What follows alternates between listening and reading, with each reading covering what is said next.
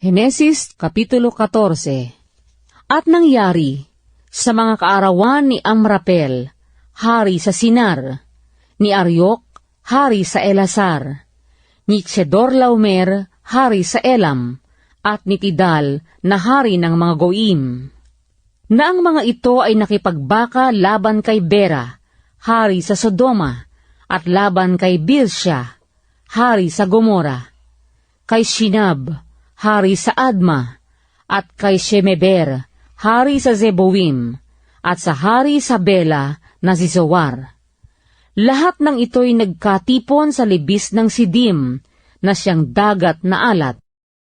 12 taong nagsipaglingkod kay Chedorlaomer, at sa 13 taon ay nagsipaghimagsik. At sa 14 na taon ay dumating si Chedorlaomer at ang mga haring kasama niya, at sinaktan ang mga Refaim sa Asteroth Karnaim, at ang mga Susita sa Ham, at ang mga Emita sa Shabe-Siriataim, at ang mga Horeyo sa kanilang kabundukan ng Seir hanggang El Paran na nasa tabi ng ilang. At sila'y nangagbalik at nagsiparoon sa En-Mispat na siyang Kades, at kanilang sinaktan ang buong lupain ng mga Amalesita at pati ng mga Amoreyo na nagsisitahan sa Hazeson Tamar.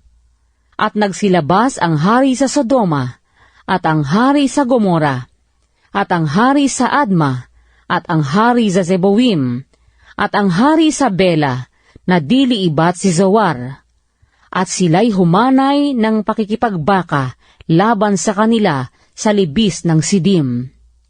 Laban kay Chedorlaomer, hari sa Elam, at kay Tidal, na hari ng mga Goyim, at kay Amrapel, hari sa Shinar, at kay Aryok, hari sa Elasar, 4 na hari laban sa 5. At ang libis ng Sidim ay puno ng hukay ng betun, at nagsitakas ang mga hari sa Sodoma at sa Gomora, at nangahulog doon, at ang natira ay nagsitakas sa kabundukan.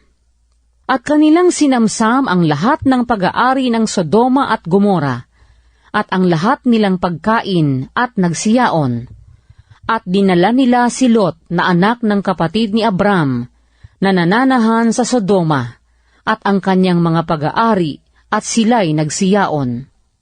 At dumating ang isang nakatanan, at ibinalita kay Abram na Ebreo, na tumatahan nga sa mga puno ng ensina ni Mamre na Amoreyo, kapatid ni Eskol, at kapatid ni Aner, at ang mga ito ay kakampi ni Abram. At pagkarinig ni Abram na nabihag ang kanyang kapatid, ay ipinagsama ang kanyang mga subok na lalaki, na mga ipinanganak sa kanyang bahay, na 318, at kanilang hinabol sila hanggang sa Dan. At sila'y nangagpangkat-pangkat sa kinagabihan laban sa kaaway. Siya at ang kanyang mga alipin, at kanilang sinaktan sila, at hinabol nila sila hanggang sa Hoba na nasa kaliwa ng Damasco. At iniuwi niya ang lahat ng pag-aari, at iniuwi rin niya si Lot na kanyang kapatid, at ang kanyang mga pag-aari, at gayon din ang mga babae at ang bayan. At nilabas na sinalubong siya ng hari sa Sodoma, pagkatapos na siya'y magbalik na mula sa pagpatay kay Chedorlaomer, at sa mga haring kasama niya sa libis ng Shabe, na siyang libis ng hari. At si Melkisedek, na hari sa Salem, ay naglabas ng tinapay at alak, at siya'y saserdote ng kataas-taasang Diyos. At binasbasan niya siya na sinabi, pagpalain si Abram ng kataas-taasang Diyos na may-ari ng langit at ng lupa. At purihin ang kataas-taasang Diyos na nagbigay ng iyong mga kaaway sa iyong kamay.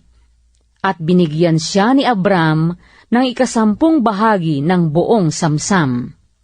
At sinabi ng hari sa Sodoma kay Abram, ibigay mo sa akin ang mga tao, at kunin mo sa ganang iyo ang mga pag-aari.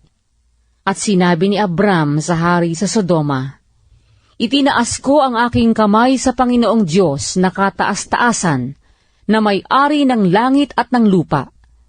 Isinumpa kong hindi ako kukuha maging isang sinulid o maging isang panali ng pangyapak o ng anumang nauukol sa iyo.